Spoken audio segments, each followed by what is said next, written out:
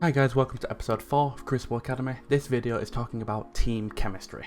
Team chemistry is the only thing on all 10 of these episodes that requires other people to have it as well as you. This is not just you working on your own skills and then once you do that you'll be fine. Team chemistry is about you being able to work around your teammates really well, depending on what weapons they have, depending on what subclass they have, depending on what weapons and subclass you have, all that sort of stuff.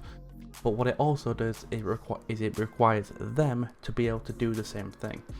If you, as a really good player, can work around your two teammates really well, then that's great, and that will help you out in a lot of engagements. But if they can't return the same sort of favour, and they don't know how to play around you really well, then that means that it's only really going to help you 33% of the time. Again, for trials and comp, that is. So I've got a video that I'm going to go through which will showcase very quickly how I utilised the information that I had and the teammates that I had to be able to capitalise on a 2 kills, I think it was. I think we ended up getting 2 kills because of it, and then I've got one tip for how team chemistry will work at the end of the video. So let's get into the video first. Okay, so there's actually copyrighted music in the background of this because I was listening to music at the time, but we'll sort of watch the video and I'll talk you through again what was going on at the time. So my brother in front of me is just about to tell me the Warlock is here as well. The Warlock who we've just seen is over here on the left. He's the one who I just did 50 damage to. There is also a Hunter jumping up over to my right, which I think you can see if I move my camera out of the way. There you go. Okay, so you can see that he's just jumped over to my right. The Warlock, I've just done 50 damage to. Do another 50, another 50. Now that Warlock is going to back away. He's 150 health down. He's going to run away, maybe put his rift down around the corner, and then try and re-engage once he's healed. But my teammate Colby has already gone and killed one person, which means these two in this situation, they are the only 2 people we have to deal with right now. Their third is going to be spawning up 5 seconds later at the opposite side of the map. But this Hunter, who's the person on my right, has just popped his silence and squall super. So what I'm going to do, because I've just made this Warlock really weak, is I'm going to jump out of this cover behind this Hunter and try and capitalise on him with my team, in case any of my team go down to that super. Now at this point, I've just jumped behind this Hunter, I've got my shotgun out, he's kind of weak, he's fighting my teammates. I know that this is now a free kill for me.